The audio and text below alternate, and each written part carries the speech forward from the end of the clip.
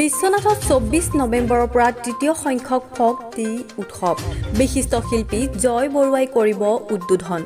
গ্ৰাম্য পৰ্যটনৰ প্ৰসাৰ তথা লোক সংস্কৃতি আৰু দুঃসাহসিকতাৰ ওপৰত গুৰুত্ব আৰোপ কৰি বিশ্বনাথত 2021 চনৰ পৰা আৰম্ভ হৈছিল ফক টি ফেষ্টিভেল। এইবাৰ অহা 24ৰ পৰা 26 নৱেম্বৰলৈকে চাহ বাগিচাৰ মাজত বিশ্বনাথ চাৰিআলি সমীপৰ পাভৈত বৃহৎ কাৰ্যসূচীৰে আয়োজন কৰা হৈছে। বিশিষ্ট কণ্ঠশিল্পী জয় বৰুৱাই অহা 24 নৱেম্বৰত বিয়লি 3 বজাত তিনিদিনীয়া কাৰ্যসূচী ফক টি ফেষ্টিভেল উদ্বোধন কৰিব বুলি এক সংবাদমেল যোগে জানিব দিছে ফেষ্টিভেলৰ আয়োজক সমিতিৰ হৈ দেৱব্ৰত মেধি আৰু ভাস্কৰ বৰাই। আনহাতে অসমৰ চাহৰ 200 বছৰ উপলক্ষে এইবাৰ ফক টি ফেষ্টিভেলত ইয়াৰ ইতিহাসত এখন চিত্ৰ প্ৰদৰ্শনীৰো আয়োজন কৰা হৈছে। চাহ বাগিচা এখনৰ ঠিক ভিতৰতে অনুষ্ঠিত হোৱা এইটোৱে হৈছে সমগ্ৰ ভাৰতবৰ্ষৰ প্ৰথম এনে প্ৰদৰ্শনী। এই প্ৰদৰ্শনীত বন্দী হ'ব অসমৰ চাহৰ 200 বছৰীয়া সমগ্ৰ ইতিহাস। এই প্ৰদৰ্শনীত গুৱাহাটী চৰকাৰী কলা আৰু শিক্ষা মহাবিদ্যালয়ৰ ছাত্ৰ ছাত্ৰীসকলে তেওঁলোকৰ শিল্পকৰ্ম প্ৰদৰ্শন কৰিব। তাৰ পিছত মহাকাশৰ ওপৰত কাৰ্যসূচী অনুষ্ঠিত হ'ব। তাৰ বাবে গুৱাহাটীৰ পৰা আহিব 4জন জ্যোতি পদাৰ্থ বিজ্ঞানী। তাৰোপৰি ভাৰতৰ চলচ্চিত্ৰ বিভাগৰ প্ৰযোজনা আৰু ৰাষ্ট্ৰীয় পৰ্যায়ৰ প্ৰখ্যাত চলচ্চিত্ৰ নিৰ্মাতা সমুজ্জ্বল কাশ্যপৰ পৰিচালনাত অসমৰ চাহৰ ওপৰত কেমেলিয়া নামৰ তথ্যচিত্ৰ প্ৰদৰ্শন কৰা হ'ব।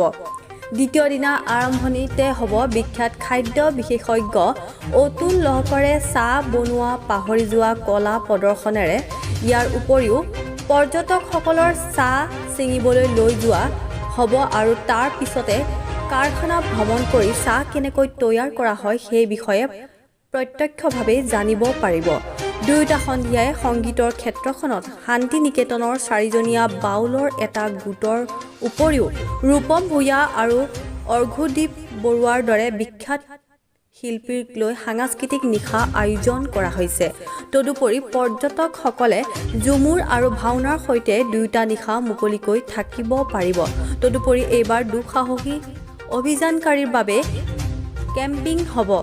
কেম্পাৰসকলৰ বাবে প্ৰায় 20টা টেণ্ট থাকিব। আনহাতে শেষৰ দিনা অৰুণাচল ফুট হিলছ চিজুচা আৰু প্ৰতাপগড় চাহ বাগিচাৰ মাজেৰে গাড়ী ৰেলী এখনো অনুষ্ঠিত হ'ব। আনহাতে কালি এই সংবাদমেলত ফক টি ফেষ্টিভেলৰ কেইবাটাও প্ৰমো মুকলি কৰা হৈছে। এইবাৰ আমি প্ৰথম ক'বলৈ সুখী হৈছোঁ যে এই অনুষ্ঠানটো আমাৰ বিখ্যাত সংগীতজ্ঞ অসমৰ জয় বৰুৱা আহিব। তেখেতে উদ্বোধন কৰিব এই প্ৰগ্ৰেমটো।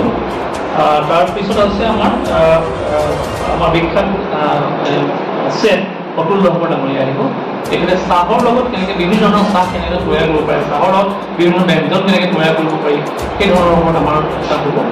আৰু এটা আমি ৰাখিছোঁ নিৰন্তিক ষ্টাৰ পাৰ্টি হিচাপে ৰাখিছোঁ। আমাৰ আহিব ডক্টৰ আমাৰ এষ্ট্ৰফিজিজন 3জন আহিব। সেইসকলে আমাৰ এই স্থানীয় যিবিলাক স্কুল আছে আমাৰ ওচৰত যেনেকৈ পাভৈ বিজিকা বিশ্বনাথৰো আমি স্কুল লৈছোঁ। সেইখিনি আমি নৱম দশম শ্ৰেণীৰ যিখিনি আমাৰ ষ্টুডেণ্ট আছে তেখেতসকলকেই আমি বিভিন্ন ধৰণৰ তৰা তেনেকৈ দেখুৱাব পাৰোঁ। সন্ধিয়া সময়ত ৰাখিছোঁ। এইটো হ'ল আপোনাৰ 24 তাৰিখ ৰাতি। আৰু তাৰপিছত আমি লোকেলি এটা ঝুমুৰ আমাৰ থাকিব, ঝুমুৰ নৃত্য থাকিব। তাৰপিছত আমি আমাৰ অৰ্ঘ্য সাংস্কৃতিক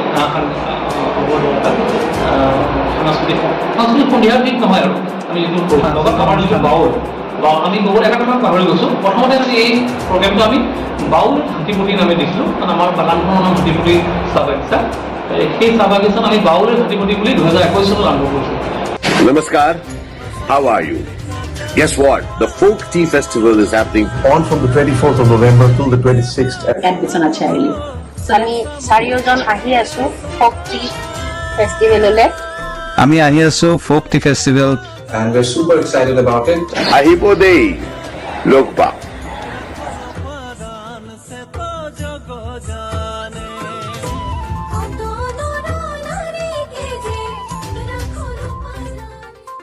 Hello everyone. We have the Folk Tea Festival on from the 24th of November till the 26th at Biswanath Charyan. Why don't we all catch up, have a couple of conversations over tea, I'm going to be there at the Folk Tea Fest. Can't wait to see you all.